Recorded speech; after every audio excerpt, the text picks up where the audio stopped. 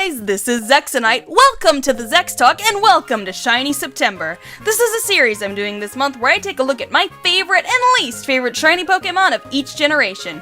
And today, we're taking a look at my favorite shiny Mega Evolutions. Let's get right into it. Number 5. For this one, I think I may be primarily biased by the Pokemon itself. Everybody knows that Blastoise is my favorite Pokemon. And I also like purple and green together, so putting purple and green on my favorite Pokemon pleases me ever so much. It also helps that I really like Blastoise's Mega Evolution. Blastoise is a badass tortoise with 2 cannons on its back. So how do we make it even more badass? Give it even more cannons! Put a rocket launcher on its back and put cannons on its arms like it's fucking Mega Man! Give it a goatee? Okay, yeah, even that's a tad weird for me. But I do love Mega Blastoise. And I love the colors purple and green, and I love purple and green together. So how could I not put Mega Blastoise on this list? I just love it too much to exclude it. Number 4.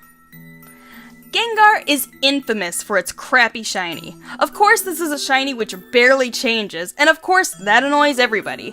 If you're on autopilot grinding or just trying to get to another area, sometimes you don't even notice the stars when a shiny appears. As such, it can be easy to overlook a shiny when it looks practically the same as any other Pokemon.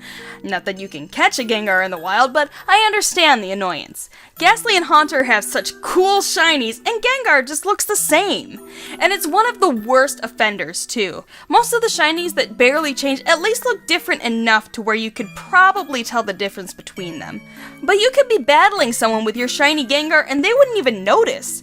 And being that shinies are basically overly glorified trophy Pokemon, it's just such an insult to players. What's the point in having a trophy if you can't show it off and brag about it?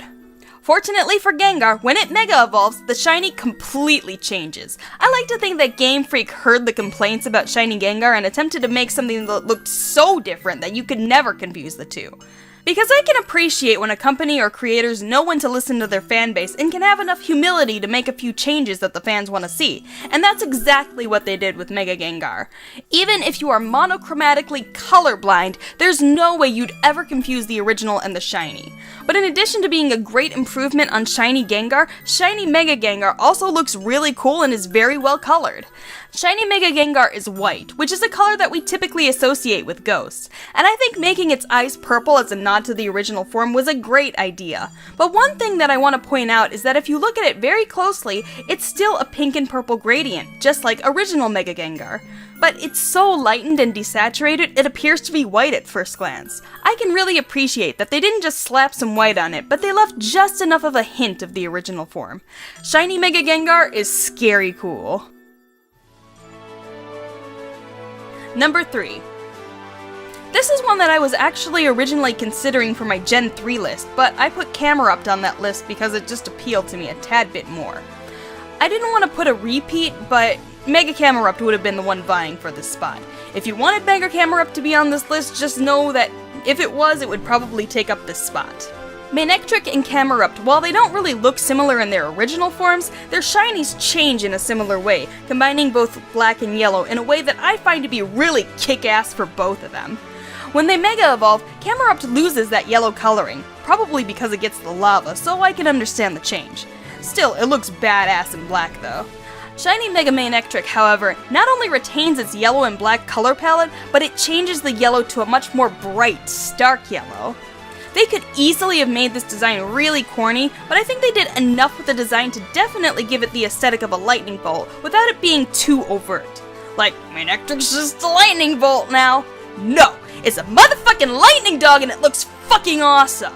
So I think making this color more yellow and less gold really works for it. But I love it with the black. Of course, black can make a Pokemon look a ton more badass, which I definitely think is the case here. But the overall aesthetic is just so freaking cool. Like it's a lightning strike ripping through the night sky in a heavy thunderstorm. I don't know if there are many things out there more badass than that. Number 2. I know this pick is totally overrated and everybody puts it on their favorite shinies list, but I've tried to be unique throughout these lists. Just give me this one. Everybody loves shiny Mega Gardevoir. Why wouldn't they? It looks awesome! I will admit, the whole ball gown thing did kind of bother me a bit. Before it got a Mega Evolution, I was squarely in the camp that Gardevoir was not a gendered Pokemon. I don't mean that it shouldn't have a gender ratio or anything like that, but that its design wasn't meant to be gendered one way or another. I think that the Japanese name Sir Knight is significant of that. Despite the long drapings over it, I don't think that makes it an inherently effeminate Pokemon, as most people seem to think. It could have been something like a cloak, or just a long tunic, which people have worn throughout history. But that all went out the window when it got a Mega and basically got a wedding gown and even the gloves to go with it. As the proud owner of several male Gardevoir, I kinda resent this choice.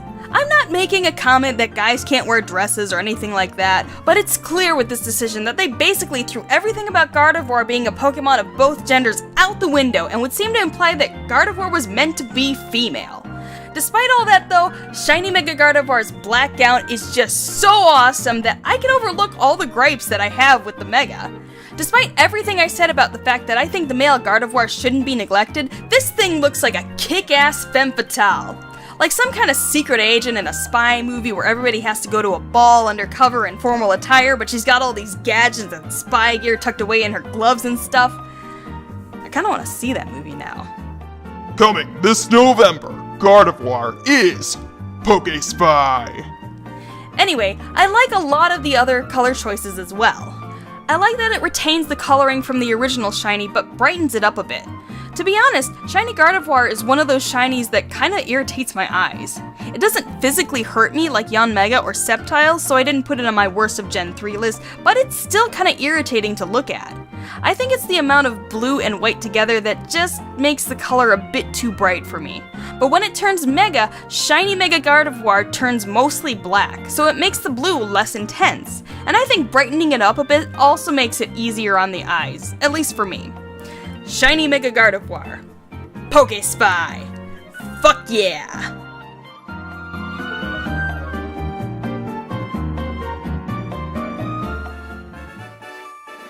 Number 1. This is yet another alternate form shiny. This is actually another one that I was considering for another list but didn't quite make the cut. But because I absolutely love shinies that play on a variant form of the original, I had to put this one here. Shiny Mega Beedrill is a green bee. That probably makes no sense.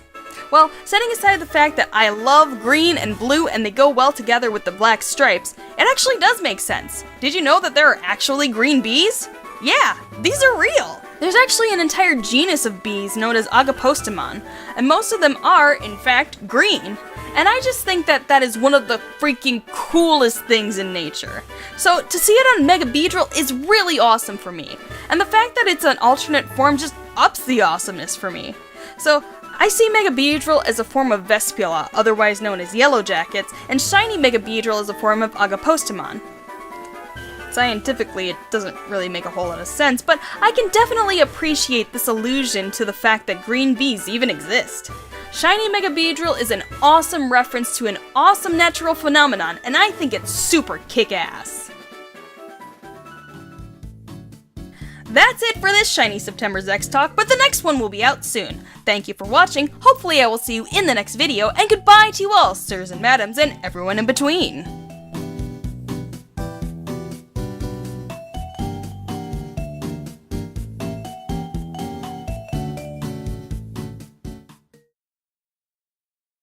There's actually an entire genus of species. Genus of species?